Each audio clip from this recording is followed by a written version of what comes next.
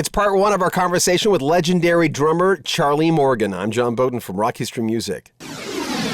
Someone's asking, how did you get the gigs for Elton John and with Orleans? Elton John, well, that was by the early to mid 80s. I was one of the top 5 session players in the UK. And Elton, in early 85, around Easter of 85, he was tracking a new album.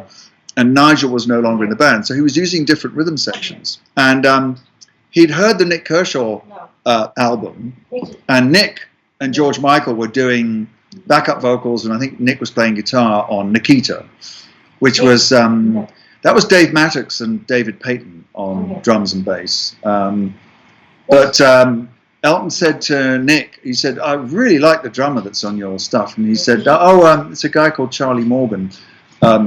My producer, Peter Collins, uses him for everything he does, and it was just true.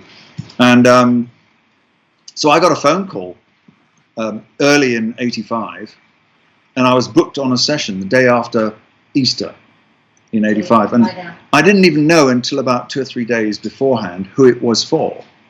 I was just used to my diary service. You know, in those days, we all had a diary service, and we'd call in to our diary service and say, what have you got? And they say, well, I've got this and that. You know, that was the only way that you could book gigs without having a conflict. And I only found out about 3 days before, that literally the Friday before I went to do the first sessions, that it was Elton. And what was your reaction when you found out it was Elton? Well, you know, I don't know. It was great. I mean, I thought, fine, lovely, you know. I loved Elton's music. And you were already seasoned by then anyway. It's not like you were a young kid, right? Yeah, I mean, I'd started doing sessions in about 78, 79. And by the mid-80s, as I said, I was one of the top call session players.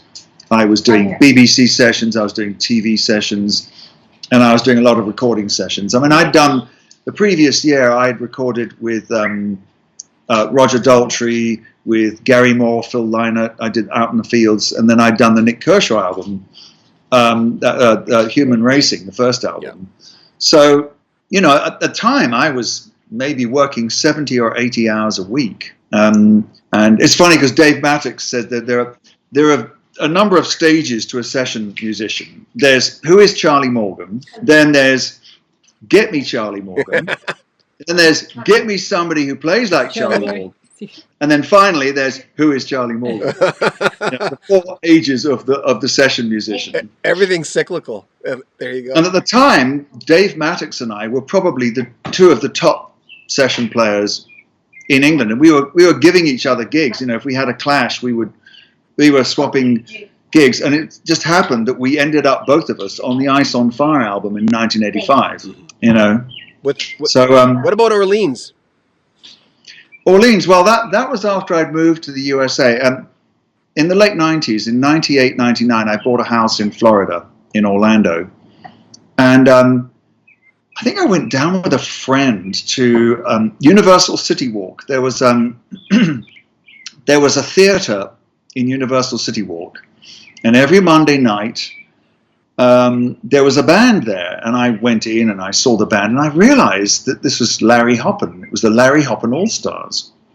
And I went in one of the breaks, I went and introduced myself. And Larry said, hey, do you know Still the One? And I said, yeah, I definitely do. Because I was in a band in the late 70s in England, and we had that Waking and Dreaming album, and we played just about every track on that album. I knew Jerry Marotta. Yeah, Jerry Marotta, and Wells Kelly as well. You know, but they had 2 drummers for a while.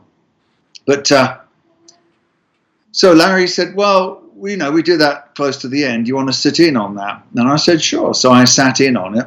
We became friends. And then Larry started using me on the gigs in 99, 2000. And the next 18 years, I was an official member of the band. Mm-hmm. We'll have more from our Friday night's live conversation with Charlie coming up next week. If you want to see the whole thing, it's at the very top of the description of this video, the whole interview. Make sure you comment on our video, subscribe to our channel, and share our videos. I'm John Beaudin from Rock History Music.